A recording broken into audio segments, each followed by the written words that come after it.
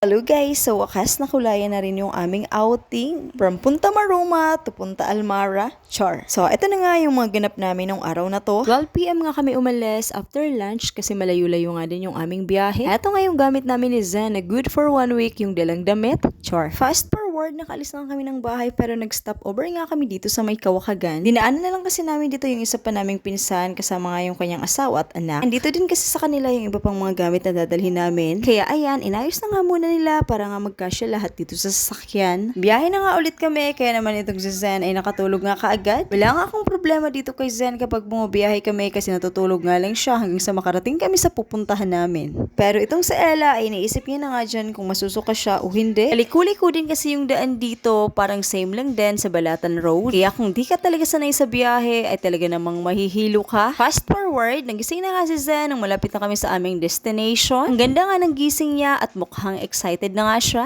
Nakarating na nga kami, wow, nakasurvive si Ella, di nga siya sumuka. Char. Nagpark na nga muna si bro, buti nga malawak itong kanilang parking area, kaya di siya nahirapan sa pagpark ng sasakyan. Nakapasok na nga kami dito sa main entrance. At dahil madami nga yung guest, ayan pipila nga muna para nga magbayad. Pagkatapos nga namin magbayad, inilagyan na nga kami ng bracelet. Dapat daw ingatan yan kasi kapag nawala ay magbabayad ulit ng 100 pesos. May mga nagtitinda nga din pala dito, kaya ayan, nakita nga kagad ni Zan yung tindang laruan. Di pa nga kami nga nakakarating sa cottage kasi napastop nga kami dito kasi di nga siya pumapayag na di ibili. Kaya ayan, ibinili ko na para makaalis na nga kami at makapunta na nga dun sa cottage para makapagpahinga na nga kami. Medyo madistansya pa nga yung nilakad namin mula main entrance papunta dun sa cottage namin. Nasa station 4 na kasi yung napabook namin na cottage. Bali yun na daw yung dulo ng Punta Almara. 3 PM nga yung check-in time namin dito kaya sakto lang yung dating namin. Pero ayan, madami na nga din yung guest nung mga oras na yan. So nakarating na kami ni Zen dito sa cottage namin. Napagod nga din ako ng very light sa paglalakad, buti nga si Zen at di nga nagpakarga. Ito nga yung cottage namin na good for 10 person. Malaki naman nga siya kahit nga siguro 20 person ay kasya pa. Ayan nga yung mga kasama ko sa tamang pahinga lang kasi napagod nga kami sa paglalakad. After nga namin makapagpahinga ng mga ilang minuto ay inilabas ko na nga yung lulutuin para nga sa aming merienda. Magluluto nga kasi kami ng pancake kaya ayan minix ko na nga yung powder. Tinulungan na nga din ako ni Ante Emma sa pagluluto nito.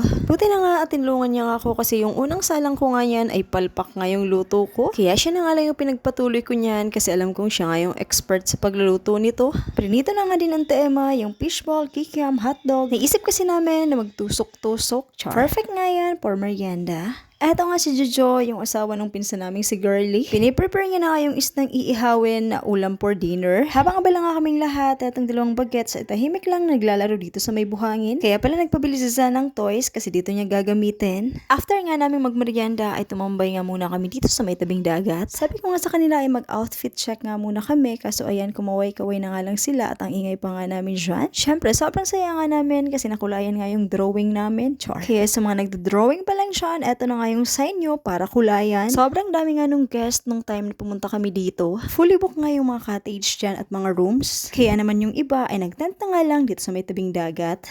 Ito ang dalawang bagets ay nag-swimming na nga kaagad. Nag-swimming kami ni Kaipen. Kasama namin si Tito Cherry. So ayun, pinabantayan ko na nga muna sila Zans kay Tito Jeric nila. Kasi magpe-prepare na nga kami ng food namin for dinner. Dito nga namin sa labas, sinet up yung table. So ayan, may mga pasaway nga na sumisilip dito sa camera. Akala daw kasi nila naka-live ako kaya nag-hi daw sila sa mga viewers. Pagkatapos ko ang mailagay lahat ng ulam, yung kanin naman nga ang sinandok ko. Isang cup nga lang na kanin yung sinandok ko sa kanila kasi first round pa lang naman. Pwede pa namang umulit. Sure. So eto na nga yung food namin for dinner. Inihaw na bangos, tilapia, igado, laing. Hatog at lumpia para sa dalawang bagets. Siyempre, ang pakwan na panghimagas. Dahil ready na nga yung food, kanya-kanya na kaming pwesto dito sa may table. Bago nga kami mag-start kumain, nag-pray nga muna kami to bless the food. So, after nga mag-pray, ayan, kainin na nga. Tara guys, let's eat. Ang sasarap nga ng mga foods, kaya naman napadami nga yung kain ko dyan. Siyempre, masarap kasi iba yung nagluto. Char. Salamat nga kay Mama Ning sa paggawa ng inihaw na bangos. At kay Papa Gor sa pagluto ng laing. Sobrang nasarapan talaga kami. After nga namin kumain, mga ilang minuto, ay umalis nga muna kami sa cottage at naglakad-lakad nga muna kami. Nakapag-change outfit na nga din kami dyan. Naghanap nga kami ng spot na pwedeng makapag-picturean namin. So, dito kami pumunta sa may madaming ilaw. Sobrang ganda nga dito dito at napakaliwanag talaga.